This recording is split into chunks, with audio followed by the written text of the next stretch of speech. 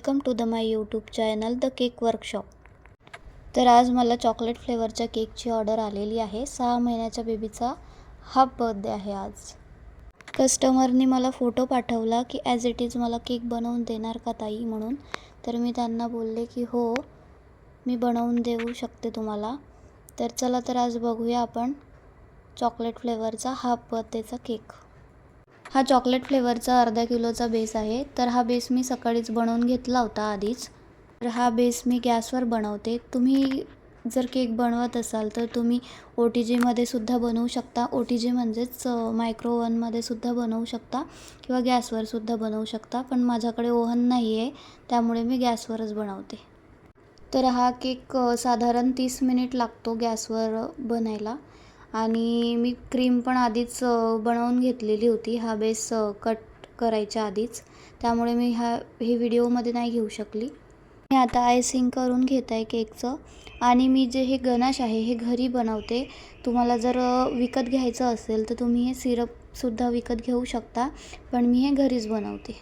आणि जर तुम्हाला बेसची जर रेसिपी बघायची असेल तर माझ्या आधीच्या व्हिडिओमध्ये ते रेसिपी मी दिलेली आहे, तुम्ही जाऊन बघू शकता। व्हिडिओची लिंक मी डिस्क्रिप्शनमध्ये दिलेली आहे।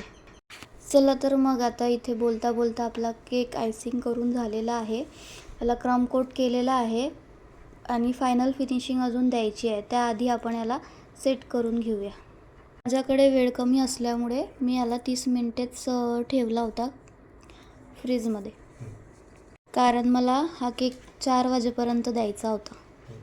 हा बेबी गर्लचा केक असल्यामुळे मी याला लाईट कलर दिलेला आहे, light pink colour. Light pink कलरने पूर्ण या केकला आयसिंग करून घेतलेला आहे मी। आणि त्यानंतर सिलिकॉन ब्रशनी याला थोडीफार डिझाईन केलेली। आणि त्यानंतर मी 1 ते 1.5 तासासाठी हा केक फ्रीझरमध्ये ठेवलेला होता सेट करायला, कारण हा केक मला अर्ध्यातून कट करायचा होता त्यामुळे। आणि तुम्हाला पण कट वगैरे करायचा असेल केक तर तुम्ही, आणि जर दूर वगैरे जर कुठे केक द्यायचा असेल तर तुम्ही जास्त वेळ याला सेट करून घेणं खूप गरजेचं आहे।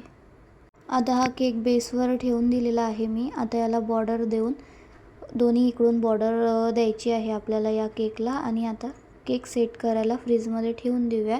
तोपर्यंत मी फाउंडंटचं मी इथे फाउंडंटचं सगळं बनवून घेते केकवर कुठली काय डिझाईन लावायची आहे तर। आणि मी इथे डिझाईन बनवून घेतलेल्या, पण मी व्हिडिओमध्ये नाही घेऊ शकली कारण मला वेळ खूप कमी होता आणि मला कस्टमरला केक लवकर द्यायचा होता।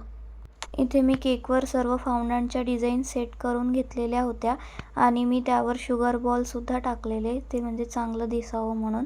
आणि तुम्ही बघू शकता की केक कसा झालेला आहे। प्लीज कमेंट करून सांगा आणि सबस्क्राईब करायला मात्र विसरू नका। प्लीज कमेंट करा, लाईक करा, शेअर करा। Thank you for watching. Shri Swami Samarth.